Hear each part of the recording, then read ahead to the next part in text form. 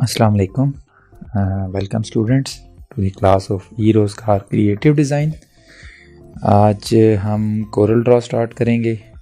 Coral draw X7 start हम करेंगे इसके इंट्रोडक्शन से। तो इंशाल्लाह आपको जितनी भी आने वाले लेक्चर्स होंगे इसके अंदर स्टेप बाय स्टेप तमाम तर चीज़ें बिल्कुल बेसिक के साथ, अगर आपको बिल्कुल नो हाउ नहीं है कोरल की तब भी आप इसको आसानी के साथ कर सकें, उसके हिसाब से मैंने लेक्चर्स जो हैं वो अपने कोरल के डिलीवर करने हैं आपको।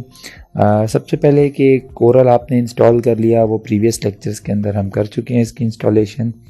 आज जो हम करेंगे काम उसके अंदर हमने देखना है कि कोरल हमें कहाँ पर अवेलेबल होगा विंडो 10 के अंदर और कैसे हम उसको एक्सेस कर सकते हैं, वहाँ से स्टार्ट लेंगे।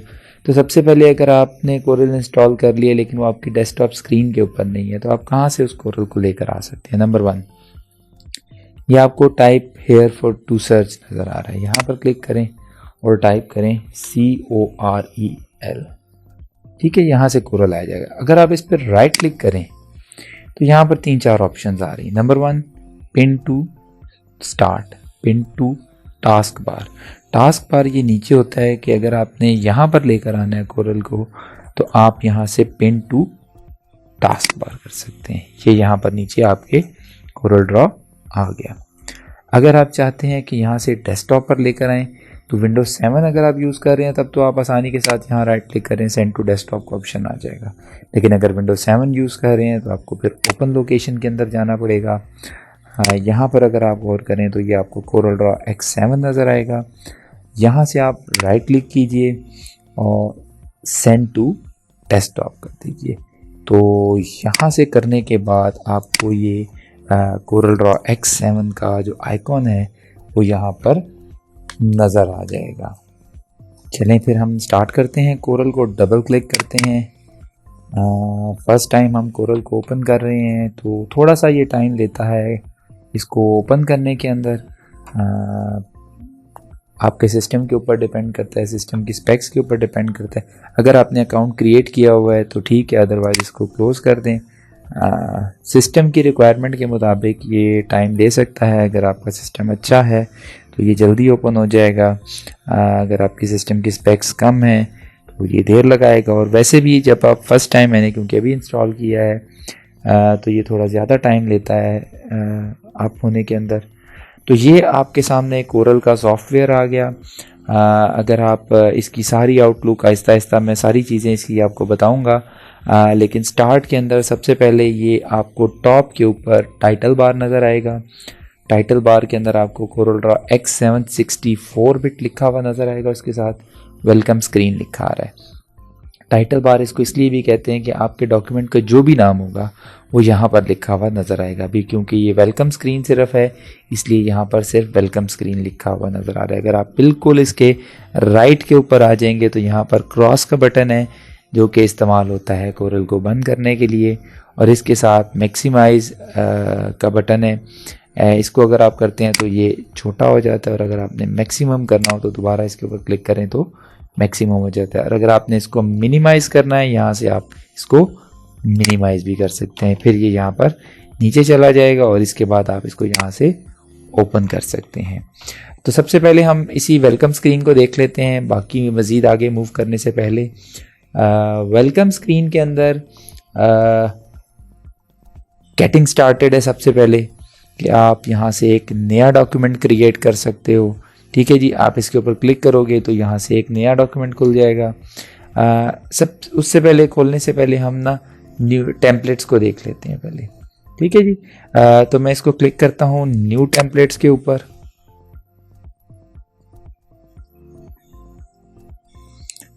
ये न्यू टेम्पलेट्स ओपन करेगा। न्यू टेम्पलेट्स ज़्यादातर उन लोगों के लिए होती हैं, होती तो खैर सबके लिए ही हैं, लेकिन ज़्यादातर अगर आप बिल्कुल न्यू हैं कोरल के अंदर और आपने कोई चीज़ डिज़ाइन करनी है तो यहाँ पर ये बने बनाए पहले से फॉर्मेट्स अवेलेबल हैं। इनमें से कोई भी आप एक जो है वो पिक कर सकते हैं और अपनी डिज़ाइन के अंदर यूज़ कर सकते हैं। यहाँ पर मुख्तलिफ कैटेगरीज बनी हुई हैं। ऑल के अंदर तमाम के तमाम आ रहे होंगे, एडवर्टिजमेंट्स के अंदर ब्रोशर्स हैं, बिज़नेस कार्ड्स हैं, बिज़नेस स्टेशनरी है, कैटलॉग्स हैं, सर्टिफिकेट्स हैं। तो हर तरह की चीज़ें इसके अंदर अवेलेबल हैं, जिसको हम प्रीसेट्स डिज़ाइन कहते हैं। ये टेम्पलेट्स के अंदर आपको इजीली अवेलेबल है। अगर आप चाहें तो इसको यहाँ से टाइप को भी चेंज कर सकते हैं। आप टाइप पे क्लिक करिए, यहाँ पर इंडस्ट्री के ऊपर क्लिक करें तो आपको कम्युनिटी वाइज, एजुकेशन से रिलेटेड, हॉस्पिटैलिटी से रिलेटेड, ये आपको तमाम टेम्पलेट्स जो हैं यहाँ पर भी अवेलेबल होंगी। थोड़ा सा ये टाइम ले रहा है क्योंकि अभी मैंने इंस्टॉल किया है इसको, ओपन नहीं किया हुआ, तो इसलिए यहाँ पर शो नहीं कर रहा। ठीक है जी, मैं दोबारा टाइप पे ऊपर आता हूँ और यहाँ से देखने की कोशिश करता हूँ कि ये business cards late support open करता हूँ। अगर आप देखना चाहते हो ना तो इसके ऊपर हल्का सा लेकर आओ तो आपको ये इनलार्ज व्यू भी दे देता है इसका। जैसे मैं इसके ऊपर लेकर आया हूँ तो ये इनलार्ज व्यू दिखा रहा है कि आपको ये डिज़ाइन किस किस्म का है। और अगर मैं ओपन करना चाहता हूँ तो मैं इस पर डबल क्लिक करता हूँ तो ये यहाँ पर ओपन हो जाएगा। थोड़ा सा मेरा सिस्टम स्लो है जिसकी वजह से आपको ये थोड़ा सा टाइम लेके नजर आए। अच्छा, ये आपके सामने एक बना बनाया सा डिज़ाइन हो गया है जिसके अंदर आपको ये इमेज लगाया हुआ है। आप इसकी जगह कोई भी इमेज रिप्लेस कर सकते हो। अगेन यहाँ पर एक कलर दिया हुआ है, आप इसको भी अपनी मर्ज़ी से चेंज कर सकते हो। यहाँ पर लोगोज़ लगाना चाहो यहाँ पर लगा सकते हो। यहाँ पर अपने एड्रेस वगैरह लिखना चाहें तो वो भी आप लिख सकते हो। हम इसको बाकी तो बाद में देखेंगे कि ये कैसे होता है। अभी फ़िलहाल हम जो है इसको यहाँ से अगर आप देखो तो ऊपर एक वेलकम स्क्रीन आपको ओपन नज़र आ रही है। दूसरा अनटाइटल वाला ये डॉक्यूमेंट जो भी हमने ओपन किया है वो नज़र आ रहा है। जो भी डॉक्यूमेंट आप ओपन करोगे जिसका कोई भी आपने नाम नहीं दिया वो अनटाइटल के नाम से आएगा। तो यहाँ से मैं इसको क्लोज़ कर देता हूँ और वापस हम जो है वो वेलकम स्क्रीन के ऊपर ही आते हैं। ये कह रहा है सेव चेंजेस, तो आपको ज़रूरत नहीं है अभी सेव करने की, इसको नो कर दें। वापस हम जो है इसके ऊपर आते हैं, गेटिंग स्टार्टेड, वर्क स्पेस के ऊपर आते हैं।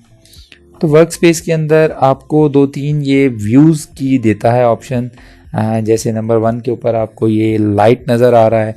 अगर मैं लाइट के ऊपर क्लिक करता हूँ तो आपका जो आउटलुक है ना इसकी ये चेंज कर देता है। ठीक है, वर्क स्पेस की कुछ ऑप्शंस भी आपकी चेंज हो जाएंगी।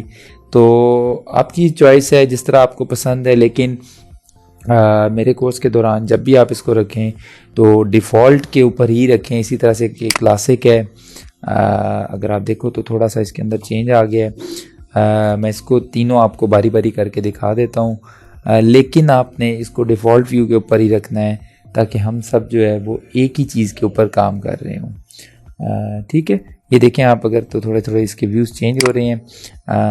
अगेन मैं इसको डिफ़ॉल्ट के ऊपर वापस कर देता हूँ। जब ये डिफ़ॉल्ट के ऊपर वापस आ जाएगा तो मज़ीद हम आगे मूव करते हैं।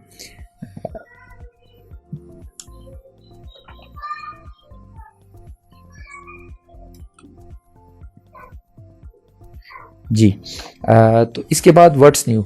अच्छा, व्हाट्स न्यू के अंदर जो भी चीज़ आ रही होती है ना वो ये होती है कि जो पिछले वर्जन्स के अंदर नहीं था और इस वर्जन के अंदर ऐड किया गया है वो यहाँ पर शो हो रहा होता है। ये उसकी कंप्लीट डिटेल है, जैसे welcome screen, navigation screen, work space selection, work space. तो ये जो जो भी इम्प्रूवमेंट्स इसके अंदर की होती हैं ना वो सारी यहाँ पर शो हो रही होती हैं व्हाट्स न्यू के अंदर। इसके बाद अगर आप देखें तो नीचे हेल्प आ रहा है। हेल्प के ऊपर क्लिक करता हूँ तो मैं यहाँ पर एक गाइड आ रही है। अगर आप इसके ऊपर क्लिक करो तो ये गाइड ओपन हो जाएगी।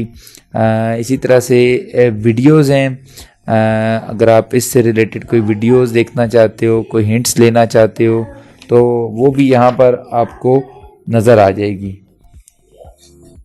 ये देखिए, जैसे मैं वीडियो ट्यूटोरियल्स पे क्लिक करता हूँ तो ये यहाँ पर आ गए। अगर आप इसको क्लिक करेंगे तो यहाँ से ओपन भी हो जाते हैं। मज़ीद अगर आप देखो तो ये हिंट्स के ऊपर अगर क्लिक करो तो यहाँ से आपके पास हिंट्स आ गई हैं, तो आप हिंट्स भी देख सकते हैं। प्रोडक्ट के रिलेटेड कोई हेल्प चाहिए आपको तो वो भी आपको यहाँ से नज़र आ जाएगी।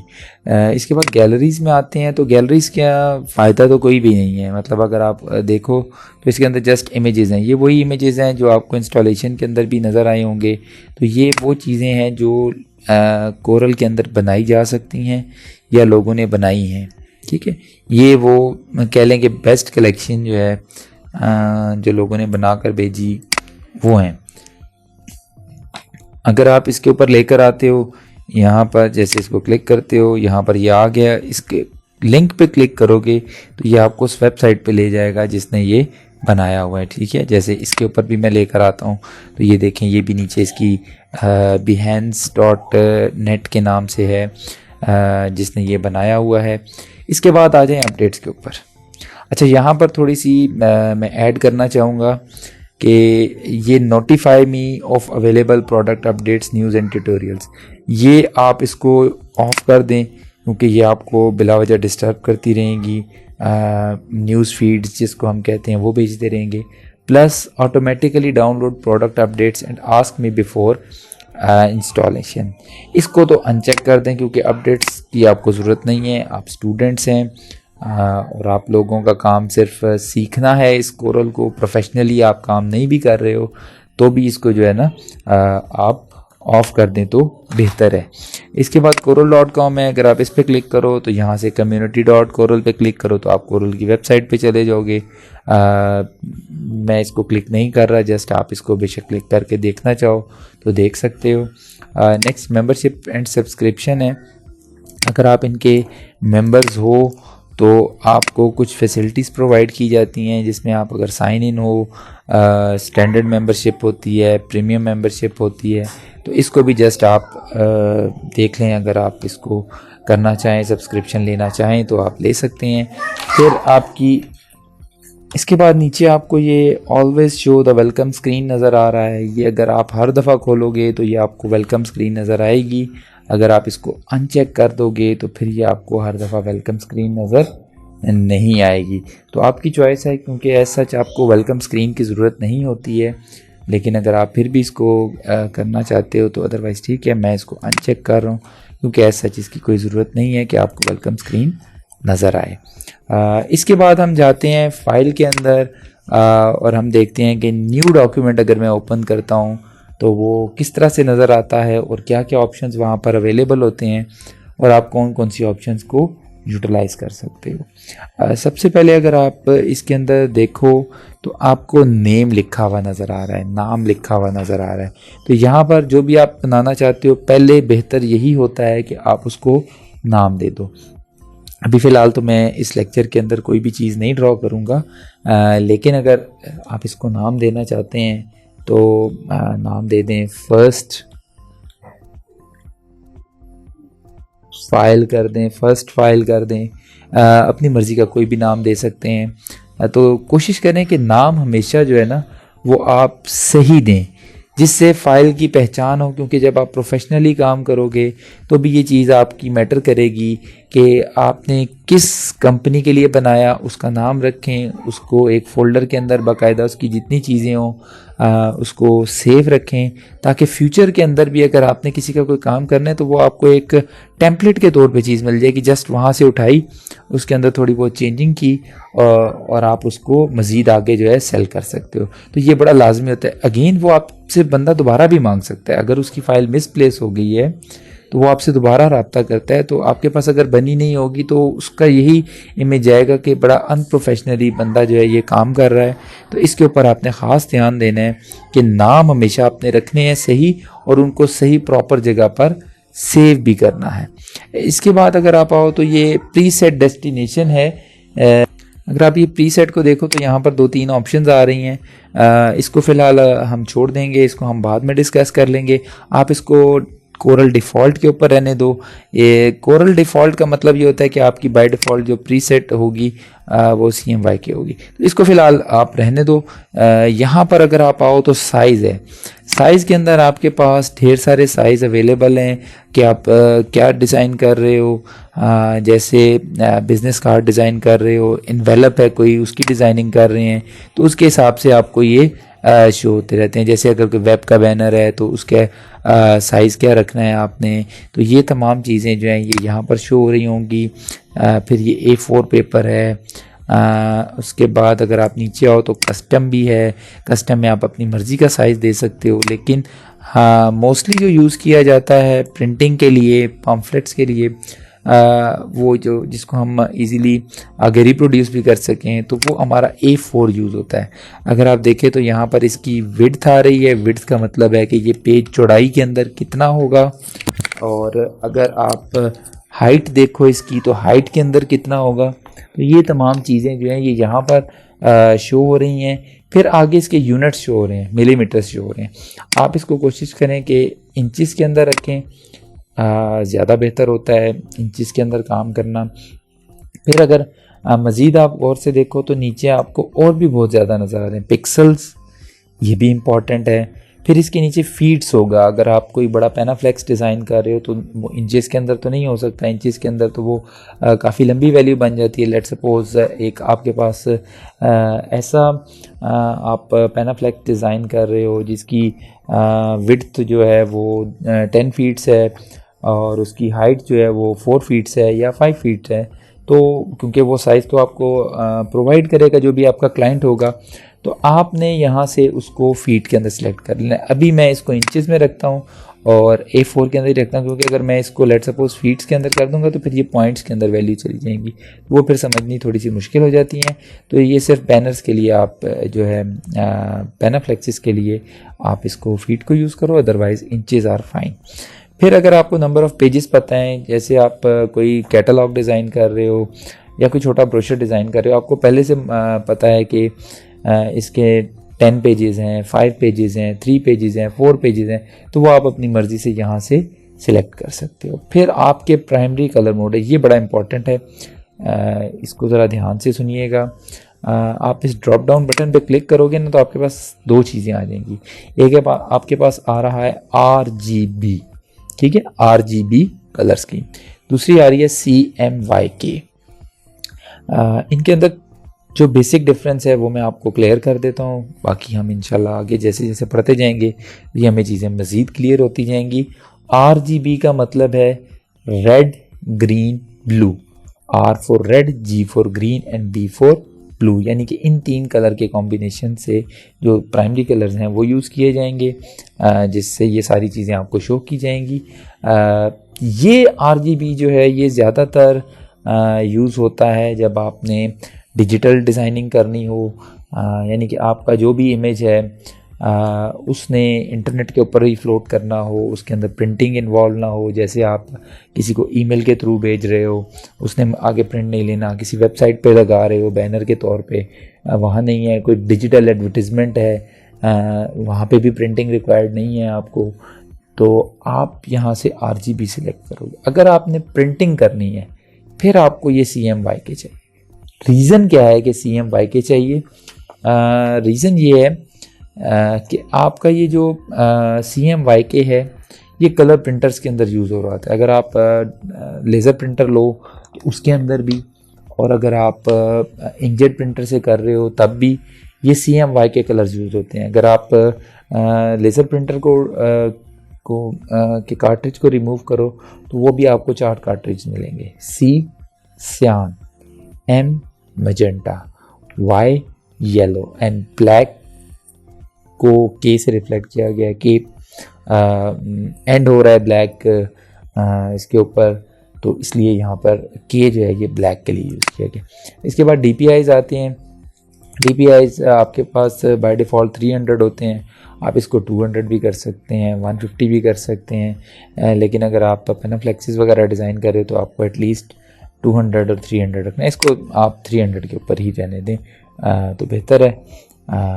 इसके बाद अगर आप नीचे आएँ तो कलर सेटिंग्स हैं, इसके बाद डिस्क्रिप्शंस हैं, तो आप इसकी मज़ीद जो है ना डिटेल के अंदर मत जाएं। अभी के लिए फ़िलहाल इतना ही है। वैसे भी ये तमाम जो चीज़ें हैं ये थियोरेटिकल पॉइंट ऑफ व्यू से तो इम्पॉर्टेंट है, इसलिए इसको आप यहीं पर रहने दें और यहाँ पर अब आप इसको ओके कर दें। फ़िलहाल के लिए इतनी सेटिंग्स काफ़ी हैं। आप जैसे ही ओके करेंगे तो आपके सामने एक पेज आ जाएगा। ये A4 साइज़ पेज है और आपको ये साइड पे तमाम तर चीज़ें भी नज़र आ रही हैं कि अब ये सेटल डाउन हो गई हैं। तो ये हमारी जो थी वेलकम स्क्रीन, और उसके बाद जो न्यू डॉक्यूमेंट हमने क्रिएट करना है वहाँ तक की सेटिंग्स थी। मेरा ख़्याल है आप सब लोगों को समझ आ गई होगी। अगर यहाँ तक किसी का कोई क्वेश्चन है तो वो पूछ सकता है, वरना फिर हम लेक्चर के अंदर आगे मूव करते हैं।